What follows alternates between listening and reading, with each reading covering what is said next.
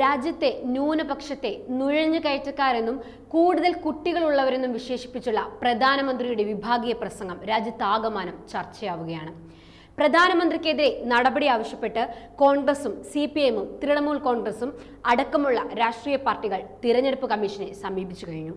പ്രധാനമന്ത്രി തിരഞ്ഞെടുപ്പ് പെരുമാറ്റ ചട്ടലംഘനം നടത്തിയെന്നും അടിയന്തര നടപടിയെടുക്കണമെന്നുമാണ് പ്രതിപക്ഷത്തിന്റെ ആവശ്യം. കോൺഗ്രസ് അധികാരത്തിൽ വന്നാൽ അവർ രാജ്യത്തിന്റെ സമ്പത്ത് നുഴഞ്ഞു കയറിയവർക്കും കൂടുതൽ കുട്ടികളുള്ളവർക്കും നൽകുമെന്നായിരുന്നു മോദിയുടെ വിവാദ പ്രസ്താവന. കഴിഞ്ഞ ദിവസം രാജസ്ഥാനിൽ നടത്തിയ തിരഞ്ഞെടുപ്പ് റാലിയിലായിരുന്നു മോദിയുടെ പരാമർശം. വിദ്വേഷ പ്രസംഗത്തിന്റെ വീഡിയോ ദൃശ്യങ്ങൾ പുറത്തു വന്നതിന് പിന്നാലെ രാജ്യത്താകമാനം വ്യാപക വിമർശനമാണ് പ്രധാനമന്ത്രിക്കെതിരെ ഉയരുന്നത്. നരേന്ദ്രമോദിയെ തിരഞ്ഞെടുപ്പ് റാലികളിൽ നിന്നടക്കം വിലക്കണമെന്നും രാഷ്ട്രീയ പാർട്ടികൾ ആവശ്യപ്പെട്ടിട്ടുണ്ട്. പൊതുജനങ്ങളെ അടക്കം സംഘടിപ്പിച്ച് പ്രധാനമന്ത്രിക്കെതിരെ തിരഞ്ഞെടുപ്പ് കമ്മീഷന് കൂട്ട പരാതി അയക്കാനാണ് തൃണമൂൽ കോൺഗ്രസിന്റെ നീക്കം.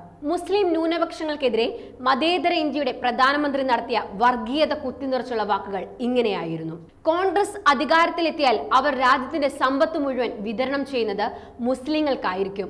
ഭരണത്തിലുണ്ടായിരുന്ന സമയത്ത് കോൺഗ്രസ് പറഞ്ഞത് രാജ്യത്തിന്റെ സമ്പത്തിൽ ഏറ്റവും അധികം അവകാശമുള്ളത് മുസ്ലിങ്ങൾക്കാണ് എന്നാണ്.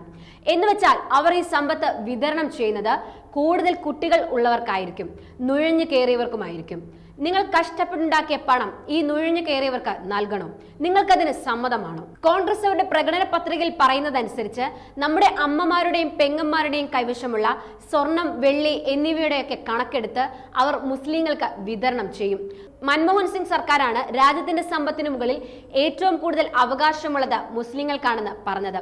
അമ്മമാരെ, സഹോദരിമാരെ, നിങ്ങളുടെ കെട്ടുതാലി വരെ അവർ അങ്ങനെ വിതരണം ചെയ്യും എന്നായിരുന്നു മോദിയുടെ വാക്കുകൾ. രാജ്യത്തിന്റെ സമ്പത്ത് ചില സമ്പന്നരിൽ മാത്രം കുന്നുകൂടാതെ എല്ലാവർക്കുമായി പുനർവിതരണം ചെയ്യാൻ നടപടി സ്വീകരിക്കുമെന്നാണ് കോൺഗ്രസിന്റെ പ്രകടന പത്രികയിൽ പറയുന്നത്. ഇതിനെ വളച്ചൊടിച്ചാണ് മോദി ഈ പ്രസ്താവന നടത്തിയത്. ഹിന്ദു മുസ്ലിം പരാമർശം പ്രകടന പത്രികയിൽ കാണിച്ചു തരാൻ മോദിയെ കോൺഗ്രസ് വെല്ലുവിളിച്ചു. രാജ്യത്തിന്റെ ചരിത്രത്തിൽ ഒരു പ്രധാനമന്ത്രിയും തന്റെ പദവിയുടെ അന്തസ്സ് മോദിയോളം താഴ്ത്തിയിട്ടില്ലെന്നാണ് കോൺഗ്രസ് ദേശീയ അധ്യക്ഷൻ മല്ലികാർജുൻ ഖാർഗെ പറഞ്ഞത്. ലോക്സഭാ തെരഞ്ഞെടുപ്പിന്റെ ആദ്യഘട്ട വോട്ടെടുപ്പ് പൂർത്തിയായപ്പോൾ തിരിച്ചടി ഉണ്ടാകുമെന്ന തോന്നലാണ് മോദിയുടെ വർഗീയ പരാമർശത്തിന് പിന്നിലെന്നും ഖാർഗെ പറഞ്ഞു. ഇന്ത്യ വഴി തെറ്റില്ലെന്നും ആദ്യഘട്ട വോട്ടെടുപ്പിലുണ്ടായ നിരാശ മൂലം മോദിയുടെ നുണകളുടെ നിലവാരം കുറയുകയാണെന്നുമായിരുന്നു കോൺഗ്രസ് നേതാവ് രാഹുൽ ഗാന്ധിയുടെ കുറ്റപ്പെടുത്തൽ. ഭയം നിമിത്തം പ്രശ്നങ്ങളിൽ നിന്ന് പൊതുജനങ്ങളുടെ ശ്രദ്ധ തിരിക്കാൻ അദ്ദേഹം ആഗ്രഹിക്കുന്നു. രാജ്യം തൊഴിലിനും കുടുംബത്തിനും ഭാവിക്കും വേണ്ടിയാണ് ഇപ്രാവശ്യം വോട്ട് ചെയ്യുകയെന്നും രാഹുൽ എക്സിൽ കുറിച്ചു. കോൺഗ്രസിന്റെ വിപ്ലവകരമായ പ്രകടന പത്രികയ്ക്ക് വൻ പിന്തുണയാണ് ലഭിക്കുന്നത്. രാജ്യമിനി തൊഴിലിനും ഭാവിക്കും വേണ്ടി വോട്ട് രേഖപ്പെടുത്തുമെന്നും രാഹുൽ ആത്മവിശ്വാസം പ്രകടിപ്പിച്ചു. മോദിയുടേത് വിഷം നിറഞ്ഞ ഭാഷയാണെന്നും പ്രധാനമന്ത്രി അബദ്ധത്തിൽ പോലും സത്യം പറയുകയില്ലെന്നുമാണ് കോൺഗ്രസ് നേതാവ് ജയറാം രമേശ് പറഞ്ഞത്. പ്രധാനമന്ത്രിയുടേത് വർഗീയവാദികളുടെ ഭാഷയാണെന്നും ഒരു വിഭാഗത്തിനെതിരെ വിദ്വേഷം പ്രചരിപ്പിച്ച് വോട്ട് വാങ്ങുകയാണെന്നും CPM കുറ്റപ്പെടുത്തി. ഏകാധിപതി നിരാശയിലാണെന്നും എക്സിലെ പോസ്റ്റിൽ CPM കുറിച്ചു. രാജ്യത്തെ സ്വത്തിന്റെ ആദ്യ അവകാശികൾ ന്യൂനപക്ഷമാണെന്ന് 2006 മുൻ പ്രധാനമന്ത്രി ഡോക്ടർ മൻമോഹൻ സിംഗ് അഭിപ്രായപ്പെട്ടെന്ന് ചൂണ്ടിക്കാണിച്ചാണ് മോദി ഈ ആരോപണം ഉന്നയിച്ചിരിക്കുന്നത്. 2006 നാഷണൽ ഡെവലപ്മെന്റ് കൗൺസിലിന്റെ മീറ്റിംഗിൽ വെച്ചാണ് അന്നത്തെ പ്രധാനമന്ത്രി മൻമോഹൻ സിംഗ് ന്യൂനപക്ഷങ്ങളെ ശാക്തീകരിക്കുന്നതിൽ ഊന്നൽ നൽകണമെന്നും വികസനത്തിന്റെ ഗുണം അവരിലേക്ക് എത്തിക്കാനുള്ള ശ്രമങ്ങൾ നമ്മുടെ ഭാഗത്തു നിന്നുണ്ടാകണമെന്നും അവർക്ക് രാജ്യത്തിന്റെ വിഭവങ്ങളിൽ ആദ്യത്തെ അവകാശമുണ്ടെന്നും പറയുന്നത്.